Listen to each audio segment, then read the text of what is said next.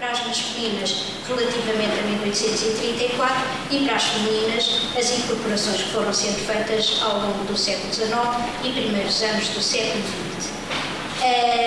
Daí nasceu também, portanto, eu, enfim, com a sorte de ser funcionária, pude fazer esse trabalho de levantamento nos depósitos, porque os livros com essa proveniência não estão todos juntos, como é evidente, foram espalhados, outros foram dispersos por outras bibliotecas, portanto a Biblioteca Nacional tem a maior parte, mas efetivamente os livros não estão todos juntos, portanto não permitem uma leitura rápida e imediata. E foi a partir desse levantamento empírico que me surgiu também a ideia de fazer um doutoramento. Costuma-se dizer que burro velho não aprende línguas. Olhem, enfim, não sei se aplica às burras velhas também, mas o certo é que resolvi fazer, portanto, propor-me para doutoramento na Faculdade de Ciências Sociais e Humanas e para aí tinha que balizar, evidentemente, o meu campo de investigação.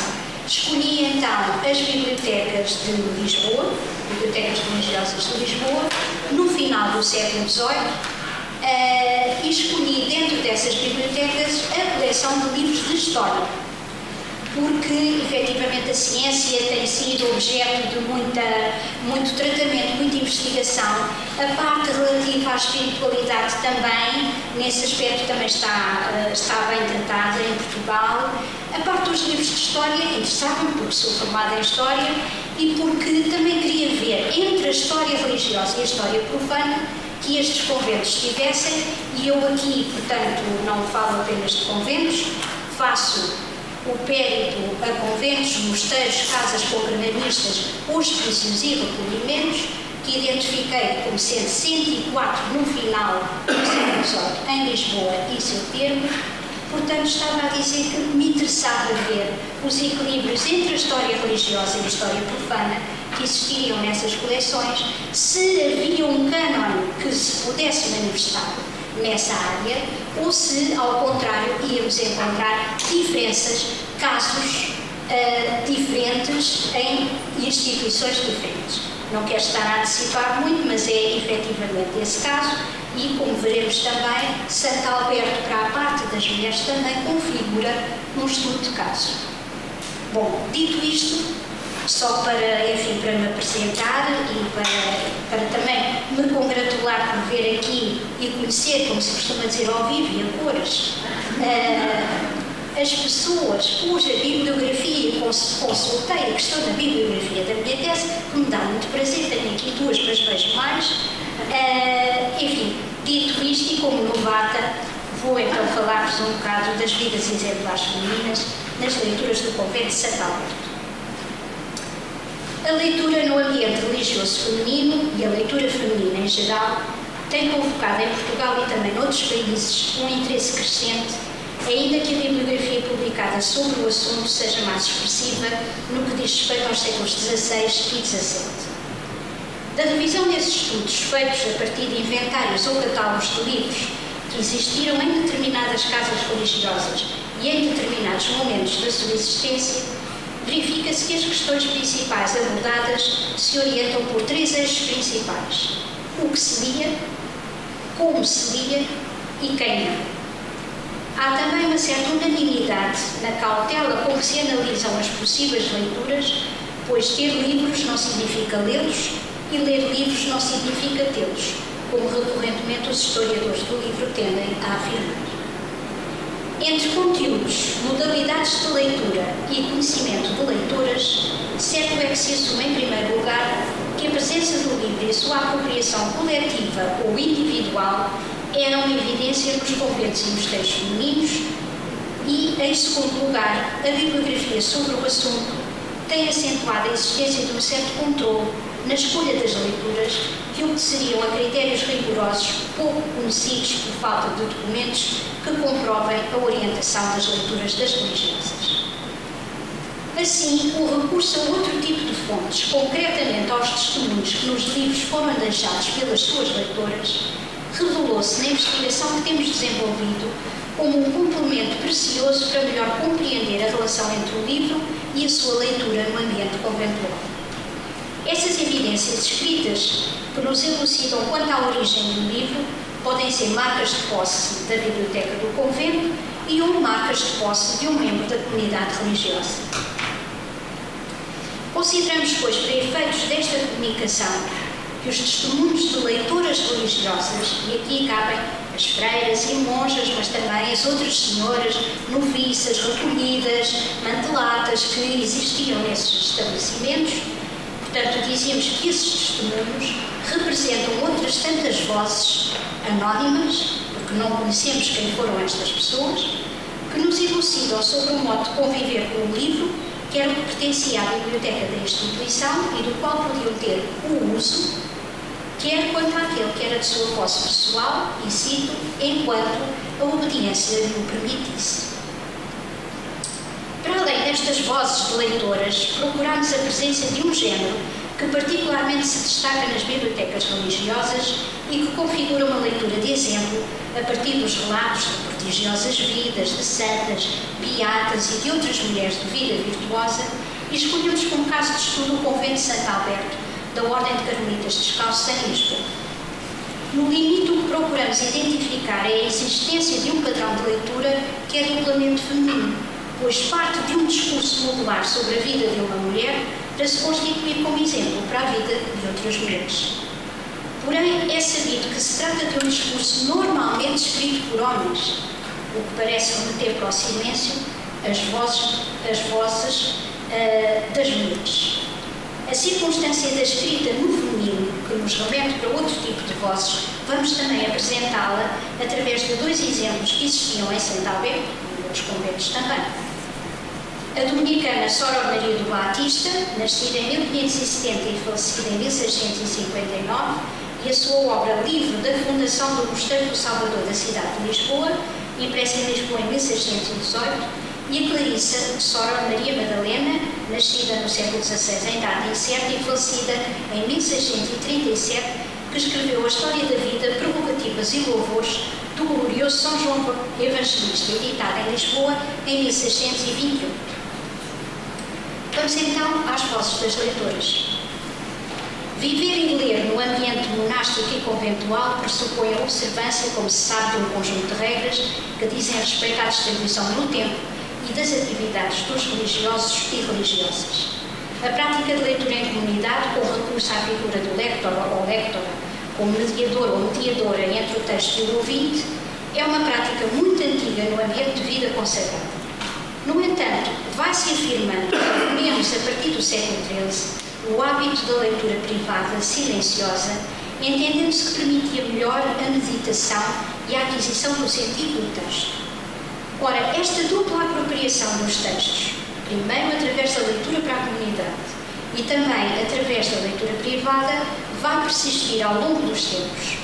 Já a existência de uma biblioteca enquanto espaço próprio, dotado de estantes para arrumar os livros, de um catálogo para se conhecer as existências e de mobiliário adequado para se poderem, enfim, consultar os livros, como se diz muitas vezes nos catálogos, com toda a comodidade. Essa é uma realidade que no século XVIII foi sendo constituída e conquistada lentamente, mas de forma mais sistemática, sobretudo a partir da vulgarização que se vai fazendo do espaço próprio para as bibliotecas. Ora, a existência de bibliotecas obviamente propicia o surgimento de um número apreciável de autores que nelas vão buscar o suporte para as suas obras, como aliás veremos com os dois exemplos que vamos apresentar. A tentativa de reconstituição dos modos de usar o livro, essa depara-se sempre com as dificuldades inerentes, primeiro à escassez de fontes, por um lado, e ao facto de o ato de ler constituir em si próprio um ato individual e solitário, cujas marcas se descobrem muito fugazmente.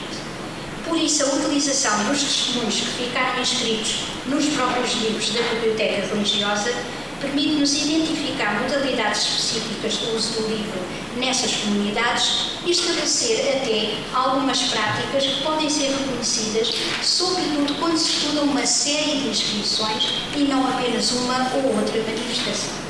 Podemos assim alcançar um conjunto do que Roger Chartier designa como normas e convenções de leitura que definem para cada comunidade de leitor utilizações legítimas do livro, modos de ler, instrumentos e processos de interpretação e voz. Estudámos assim um grupo de leitoras no âmbito da investigação que temos vindo a desenvolver e que compreende 75 mulheres em ambiente de clausura, sendo 12 mulheres, enfim, que não se identificam como tendo feito, portanto, a profissão completa e 63 religiosas, e que deixaram marca de posse nos livros de sua pertença, livros esses que estão hoje na Biblioteca Nacional de Portugal, e que podemos então retirar destes testemunhos. De um modo geral, e esta afirmação é válida para leitores e leitoras, religiosos ou laicos, a forma típica de marcar a posse consiste na aposição do nome do proprietário. Essa menção aparece muitas vezes antecedida de expressões como pertence a, e no ambiente religioso a expressão mais utilizada é do uso de, seguido do nome, acompanhado do atributo religioso adequado, como freio, sora, madre, padre, enfim, o que seja. O uso tem, nas marcas religiosas masculinas e femininas, um duplo sentido de apropriação. Pode tratar-se de um livro de posse privada, como sucede no caso que vos vou ler, que está inscrito num exemplar da obra Música Luz, do Padre Manuel Bernardes, numa edição de 1696, onde se lê: este livro é do uso de Sora Leonor da Cruz, escrava de Jesus e Maria. É um tipo também de utilização da marca de posse, enfim, para melhor a leitora se identificar. Mas este é um livro de posse privada, mas também podemos ter o uso a configurar uma utilização temporária de um livro da biblioteca comum, que também acontece.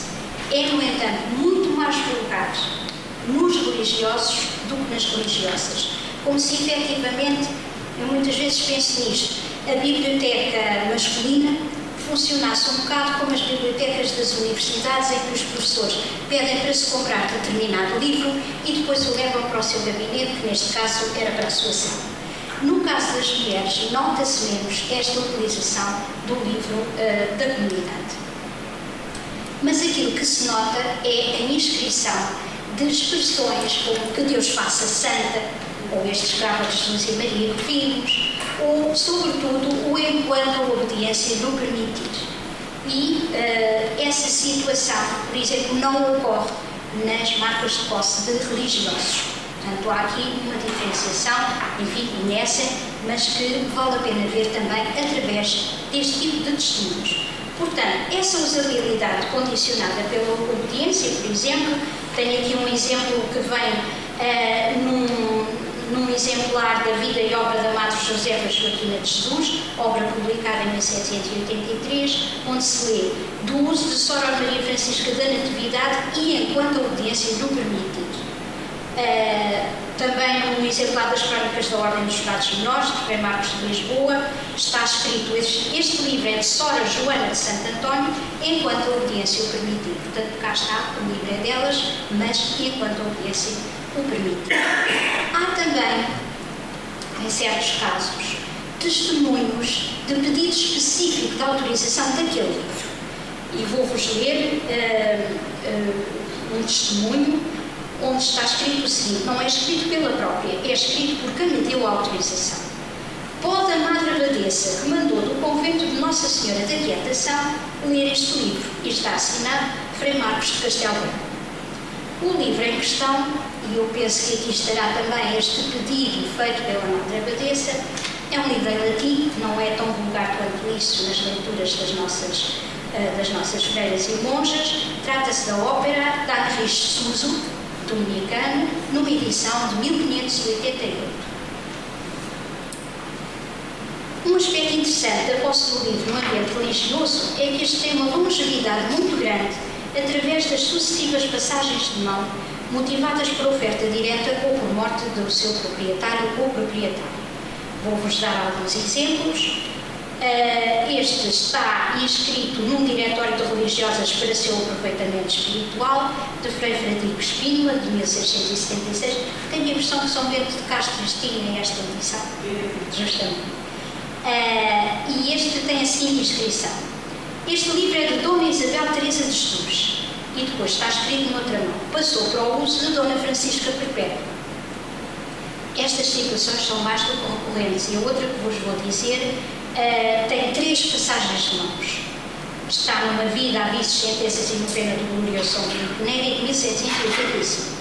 E diz: este livro é de Sra. Maria das Chagas de Jesus, depois temos noutra mão, e por sua morte, neste caso a passagem que foi por falecimento, é de Maria Francisca de Jesus Maria, e depois remata assim: agora é de Sra. Maria dos Prazeres. E acabou.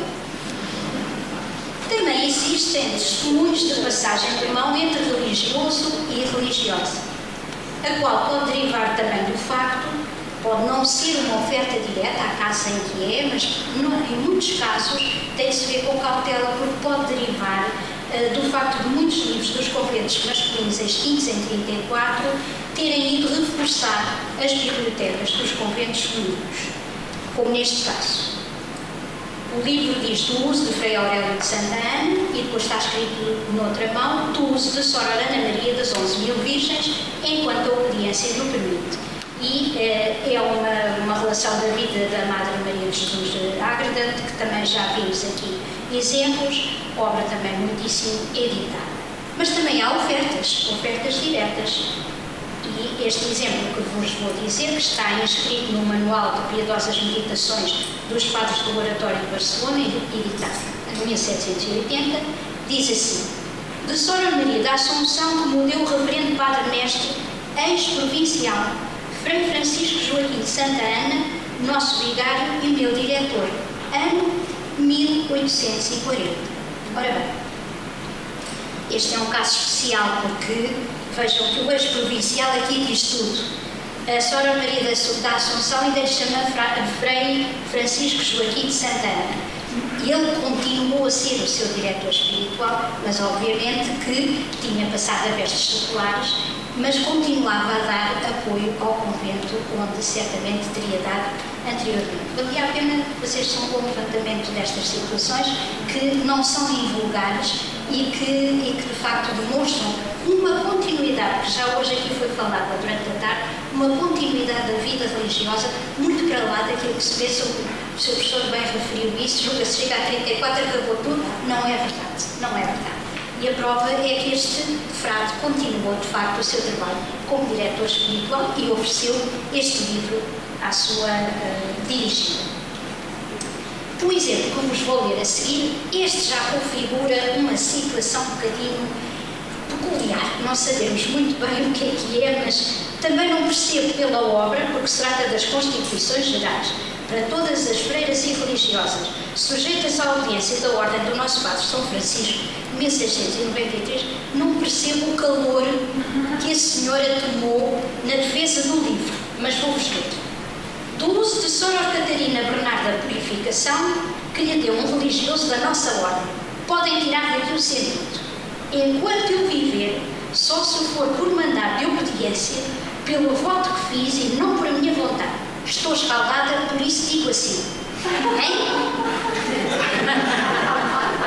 Sabemos lá o que é que o religioso da ordem lhe teria oferecido anteriormente, mas a verdade é que ela fez aqui bastante questão que lhe tirassem o sentido, portanto, desta oferta.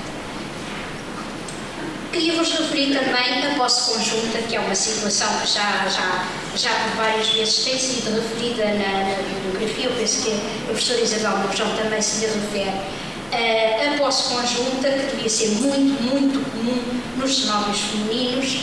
Também vimos que isso também pode derivar, efetivamente, do facto de estarem no mesmo cenóbio várias irmãs, também já foi hoje aqui referido, é uma situação que é recorrente. E nesta breve passagem pelos testemunhos de posse e uso do livro no ambiente religioso feminino, é, portanto, possível identificar estas práticas que, enfim, plasmadas em, digamos, um conjunto interessante de marcas, nos permite fazer, digamos, uma leitura mais correta e, enfim, avançar um bocadinho mais para o que era a leitura. Outra questão que se levanta muito: são poucos os livros que se liam nos conventos femininos? Eu vou recordar só umas palavras do professor G.R.M. Freitas Carvalho às leituras no ambiente religioso feminino no século XVII, e dizia: lia-se muito, e até talvez como em todas as épocas e lugares, de acordo com as modas e os tempos. De certo modo, dadas as condições de vida retirada que levava, ainda que, como se sabe, não haja de tomar sempre a definição à letra, as leituras de religiosas dependiam de fatores que vão desde as exigências bibliográficas na casa até à possibilidade, que pode ser oportunidade, de aquisição dos textos, passando pelo conselho do diretor ou pela obediência à mestre de noviças. Portanto, no fundo, acaba por ser mais do que aquilo que muitas vezes se perspectiva. Ora, recorrendo a uma fonte que, enfim, também é muito utilizada, que são os catálogos enviados à Real Mesa Censória em 1769 e 1770, e que, enfim, tem enfatizado a reduzida quantidade de livros da posse de mulheres, quer religiosas, quer laicas. Quando portanto, percorremos esta série no âmbito da nossa investigação, fizemos o cômputo do total de livros mencionados nos catálogos das bibliotecas comuns, e aqui não falo de livros de posse privada só das bibliotecas comuns, dos estabelecimentos religiosos que apresentaram rolo à mesa censória, que são, como sabem, poucos para aquilo que havia. Esse somatório dá 44.884 títulos, não são números, são títulos. E daí representam os masculinos um total de 42.628, portanto 95% do conjunto.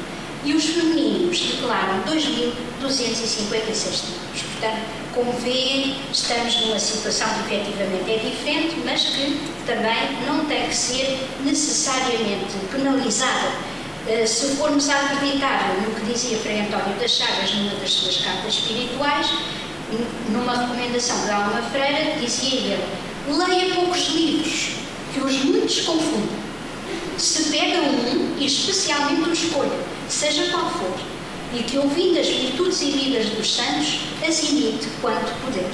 Portanto, são, enfim, matizes que temos que ter em conta sempre que tratamos destas leituras, e deva-se dizer que a situação, por exemplo, em França, não é diferente daquela que nós temos em Portugal. Tudo proportion gardée, como se costuma dizer, porque, efetivamente, num levantamento que fez um historiador do livro francês, o Claude Joly, a partir dos catálogos de bibliotecas religiosas femininas, chegou à conclusão que os 50 conventos que havia em Paris tinham, em média, pouco mais de 1000 volumes, aqui não títulos, volumes, porque é, enfim, um volume maior, passa a expressão. E fora da capital, as coleções eram compostas por algumas dezenas ou escassas centenas de volumes, o que o leva, de facto, a afirmar que as bibliotecas femininas eram, em regra, de pequeno porte. Servia, com certeza, para as leituras que precisavam de fazer. Ora bem, então vamos ao caso de Santo Alberto e das vidas exemplares. Vou aqui falar da biblioteca toda, não teria tempo, mas do conjunto de vidas exemplares que encontrei, portanto, no catálogo de 1769, relativo ao convento de Santo Alberto. Santo Alberto, tal como a Madre de Deus, são dos catálogos respondentes aqueles que têm um maior número de livros, portanto, algumas centenas de livros, e isso, portanto, também os coloca numa posição privilegiada. Ora, o convento de Santo Alberto foi fundado, portanto, começando melhor pelo princípio, a primeira comunidade de carmelitas descalças veio para Portugal em 1584 por iniciativa de Filipe II. Instalou-se primeiro no convento da Anunciada de Dominicanas, até ficar pronto o convento de Santo Alberto, e ficou, de facto, em 1585. O convento, como sabem, era na Rua das Janelas Verdes, onde existia também um convento masculino da mesma ordem, o convento Nossa Senhora dos Remédios, que prestava assistência a Santo Alberto. Devido à invocação do convento, as religiosas, como sabem, também ficaram conhecidas pelas albertas. O edifício ficou bastante danificado pelo terremoto, mas foi recuperado. Mais tarde, em 8 de agosto de 1888, o convento é extinto e é entregue ao Ministério do Reino a fim de se proceder à ampliação do Museu de Belas Artes e Arqueologia, atual Museu Nacional de Arte Antiga, onde ainda subsiste a Capela das Albertas, tendo as religiosas religiosas que aí ainda residiam se transferidas para os olivais, como aliás também foram as de Santa Teresa de Jesus e depois mais tarde também as do Santíssimo Coração de Jesus. A morte da última religiosa ocorreu em 1890. Os livros foram recolhidos pela Inspeção-Geral das Bibliotecas e Arquivos, como era habitual, e conheceram o habitual destino também de dispersão por várias bibliotecas, existindo, apesar de tudo, um núcleo interessante na Biblioteca Nacional. Ora, dessa biblioteca, nós encontramos um conjunto de vidas exemplares, portanto, em número de 80. E essas vidas exemplares suscitam-nos alguns indicadores interessantes de singularidade da coleção, mas que também não quer dizer que, quando comparada com outras, não se venha de facto a encontrar. Eu aqui volto outra vez ao estudo da professora Isabel Brujão sobre estes catálogos de religiosos femininos, quando acentua efetivamente a questão de não se encontrarem muitos títulos repetidos. Portanto, parece que cada convento tinha as suas escolhas e que não é fácil encontrar o mesmo livro muito repetido em diversos conventos. E no caso de Santo Alberto, efetivamente, isso é assim. Ora bem, como é que nós podemos perspectivar estes 80 títulos? Nós encontramos, portanto, 3 vidas exemplares do século XVI, 49 do século XVII e 28 do século XVIII. Atenção que o catálogo é de 1769, portanto, certamente foram sendo adquiridas outras obras e adicionadas. Portanto, não vamos fazer daqui, digamos assim, um cavalo de batalha. O que é interessante é verificar a prevalência da língua castelhana, portanto, em tudo o que são vidas exemplares, quer as 3 do século XVI, quer as do século XVII. O português no século XVII são 12 vidas, enquanto são 37 na língua castelhana. No século XVIII, esta situação altera-se completamente e nós temos 26 vidas exemplares em português e 2 em castelhano. Portanto, temos aqui um paradigma completamente diferente que, enfim, nós podemos aqui fazer, digamos, várias leituras. A primeira é o facto da comunidade original ser uma comunidade que vinha de Espanha e, portanto, ser natural que nos séculos XVI e XVII a leitura fosse, enfim, especialmente em castelhano. Mas também sabemos que o século XVII também é um século de grande explosão tipográfica de vidas exemplares em Espanha. Não quer dizer que não existem em Portugal, mas existem em Portugal e muitas delas são em língua castelhana. Portanto, lá vão contar, digamos assim, para um conjunto de leituras nessa. Agora vamos fazer outro tipo de leitura. Destas biografias exemplares, verificamos que em relação ao género dos biografados, 47% são femininos e 53% são masculinos. Eu tendo a ver isto quase como uma paridade, portanto a diferença não é muito grande. A diferença é muito acentuada, por exemplo, quando fazemos as mesmas leituras em conventos masculinos. Chega a ser 80 e tal por cento e as vidas exemplares de mulheres resumem-se quase a santas ou aquelas que estavam em processo de canonização e que tinham até uma tipografia própria para a sua causa e, portanto, editavam muito e não sabemos, nunca sabemos bem se essas obras eram adquiridas ou se eram, inclusive, oferecidas por essas mesmas causas, não é? Para virem acrescentar dentro dos conventos. Portanto, aqui nós quase podemos fazer uma relação entre o género do convento e o género da biografia. Portanto, aproximamos de certa maneira de uma necessidade de ler vidas exemplares femininas para motivar uma vida exemplar, que era aquela que se pretendia levar no próprio convento. Outro indicador: só cerca de 1/4 destas vidas dizem respeito a membros da Ordem dos Carmelitas Descalços. Portanto, as nossas Albertas tinham vidas exemplares de agostinos, dominicanos, franciscanos, clarissas, enfim, uma pleiade grande, o que é, aliás, também um indicador que encontramos inspirados noutras vidas exemplares de outros conventos masculinos e femininos. Portanto, há, digamos, uma certa abertura e não há, portanto, um fechar apenas às manifestações que vêm da própria ordem. Agora, quanto às vidas exemplares femininas, é interessante verificar que há 14 vidas santas e 21 de madres, soros, mulheres que se distinguiram pelas suas virtudes. Talvez fossem exemplos mais próximos da vida que elas levavam ou mais motivadores para uma vida exemplar. As vidas da Santa Quitéria, da Santa Genoveva, Princesa de Brabante, que andam por aí, pois também têm, mas repare-se que há aqui uma diferença acentuada. 14 vidas de santas, 21 de mulheres de vidas virtuosas. Das biografias ligadas à ordem, existe, para além da de Santa Teresa de Jesus, obviamente, São João da Cruz, se formos ver também à parte masculina, também há as das companheiras e seguidoras de Santa Teresa de Jesus, mas a vida que é mais representada, que tem mais edições, e algumas delas em mais do que um exemplar, é a de Santa Maria Madalena de Pazzi, que efetivamente parece ter tido bastante divulgação. A Biblioteca Nacional tem muitos exemplares e muitos de pertença de conventos femininos e ou de religiosas. Ora bem, perante, digamos assim, este género que sabem melhor do que eu, porque não me dão bem dentro dessa área, o género onde predomina a escrita masculina, também não quisemos deixar de ver como é que a escrita feminina estava representada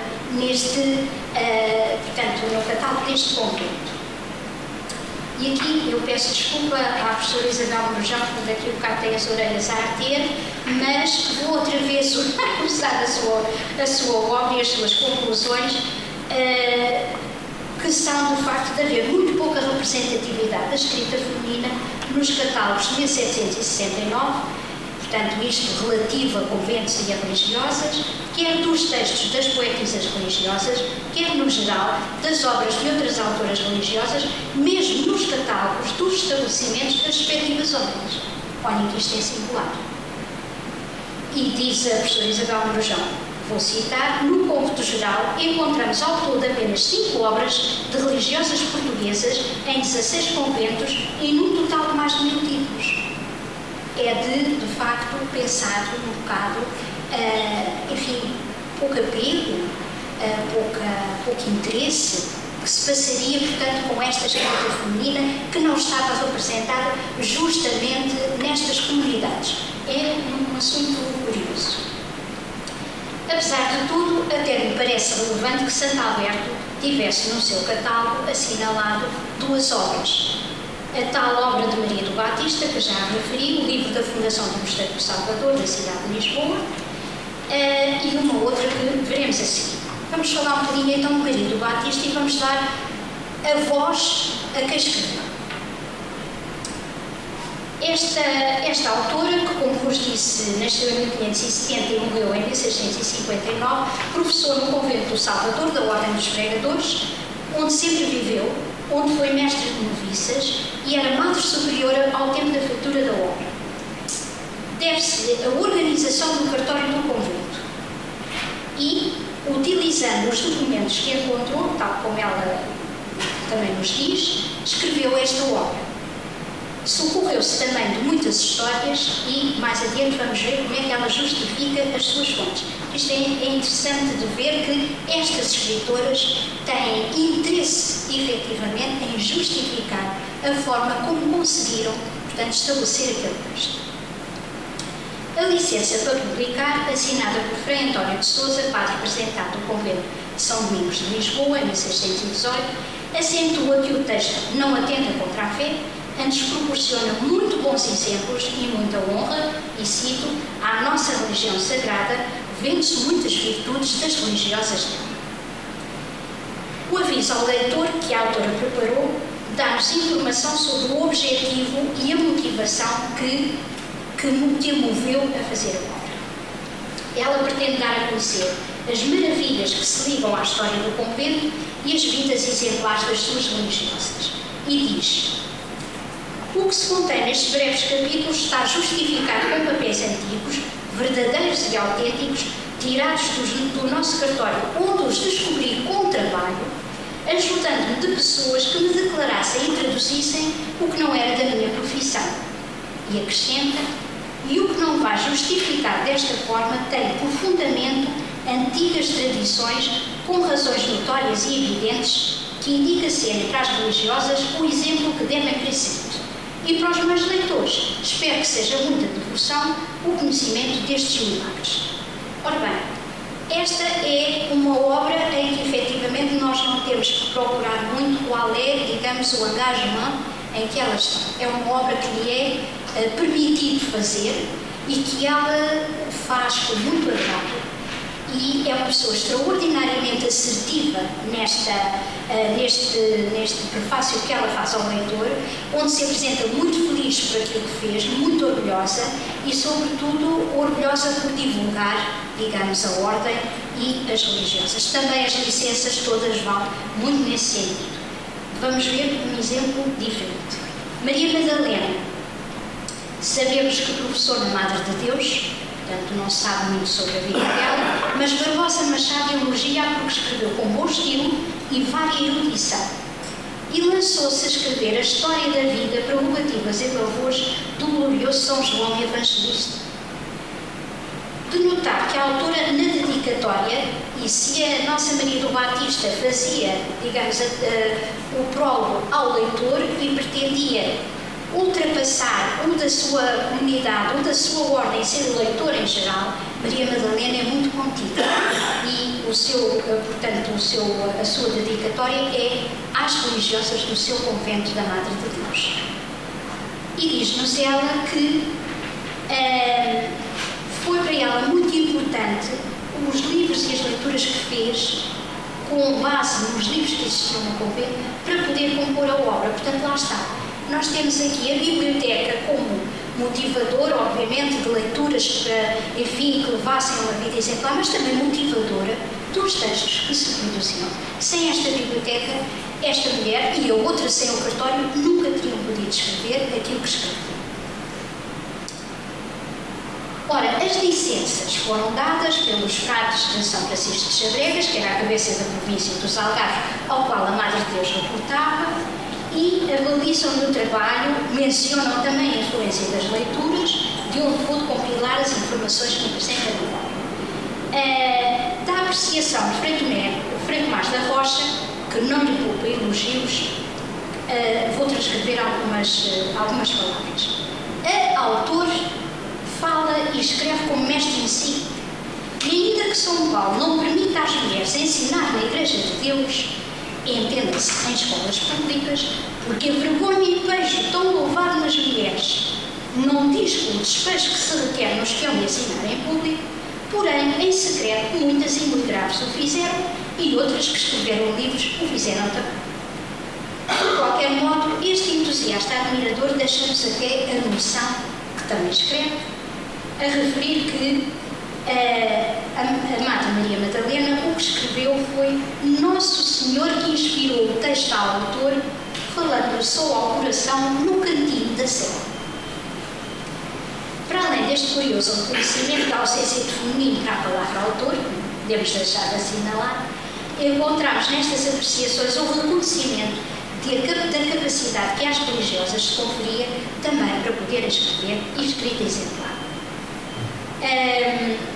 Portanto, quanto à voz de Maria Madalena, que ouvimos na dedicatória que faz às religiosas do seu convento, diz-nos ele: da lição dos livros santos e devotos desta casa, a cuja lição sou afeiçoada, ainda que me sei aproveitar pouco por minha insuficiência, que cada vez me confundem mais e estimulam à perfeição, fiz este tratado.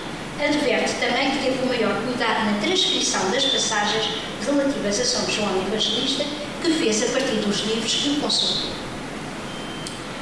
Estas vozes que convocam o poder da palavra escrita e da palavra lida também, levam-nos a uma outra reflexão colhida também no estudo de Freitas Carvalho e que nos parece ser elucidativa sobre o poder do livro e da leitura no ambiente religioso, masculino e feminino. Diz aquele autor que nas vidas edificantes de que os conventos davam notícia, para a inclusão nas crónicas, não havia o costume de referir os pratos que liam muito. E o que liam. Mas a notoriedade das freiras está associada à prática da leitura, o que pode, diz-nos ele, traduzir um ponto de vista preciso, a reivindicação de sabedoria espiritual.